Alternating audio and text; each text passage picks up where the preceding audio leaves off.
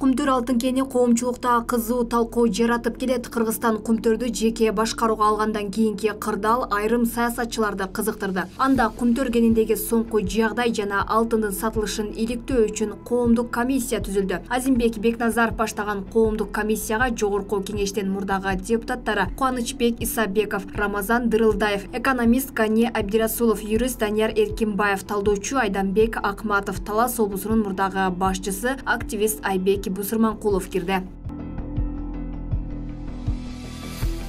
Коомдук комиссия маселени ар тараптуу иликтеп, коомчулукка маалымат берүүнү максат кылышууда. Буга чейин Кыргызстандан алтынды башка мамлекеттерге чыгарып кетүүнүн чоо жайын текшерүү үчүн жогорку кеңеште депутаттык комиссия түзүлгөн. Депутаттык комиссиянын курамына фракция лидерлери баштаган 13 депутат кирген. Буга байланыштуу эксперттер коомдук комиссия түзүүгө зарылчылык жок деп сыпатташат.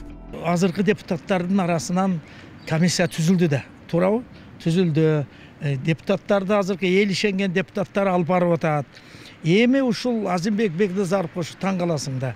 Өзү мурдагы ишсиз жүргөн, жумушсуз жүргөн депутаттарды кайра топтоп алып туруп комиссия түзүп атат.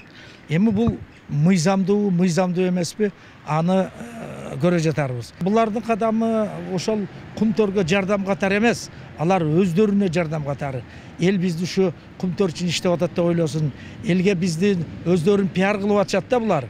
Буга чейин президент Садыр Жапаров кайсы убакта кайсы өлкөгө канча алтын сатылып жатканы жөнүндө маалымат ачыкталбай турганын билдирген. Ал кумтөр баштаган бардык кендердин алтынын Кыргыз алтын аркылуу Улуттук банк сатып аларын, аны чет өлкөгө алып барып, дүйнөлүк биржада сатып келип, кимден канча алтын алган болсо акчасын кайтарып эсептешип турарын, жылдын аягында кумтөрдөн таза киреше казынага келип түшөрүн айткан.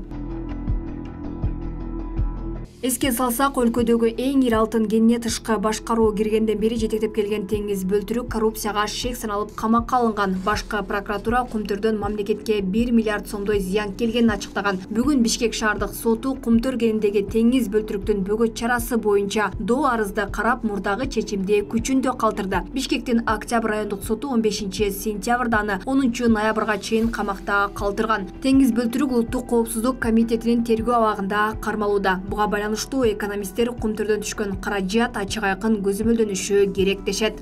Ачыктык бул демократиянын эң негизги принциптеринин бири. Ошондуктан кандай иш болбосун мамлекеттик ишканалардын бюджети толугу менен ачык болуш керек. Ошол нерсени биз карманышыбыз керек деп ойлойм да. Себеби ал бир жеке кишинин же болбосо бир кандайдыр бир финансылык группалардын менчиги эмес, ал жалпы элдин менчиги болуп аткандан кийин 100% тең мамлекеттин карамагында тургандан кийин ал сөз ошол ачык айкын саясат жүргүзүү аркылуу гана элдин мына жүрөгүнөн элдин түнөк таап алат да, ишеним, ошолордо ишеним жарата алышат.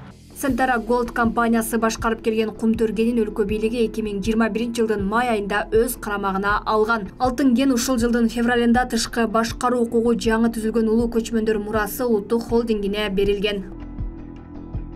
Алмагүл Эркебай кызы, Белек Мусаев, Ош ТВ.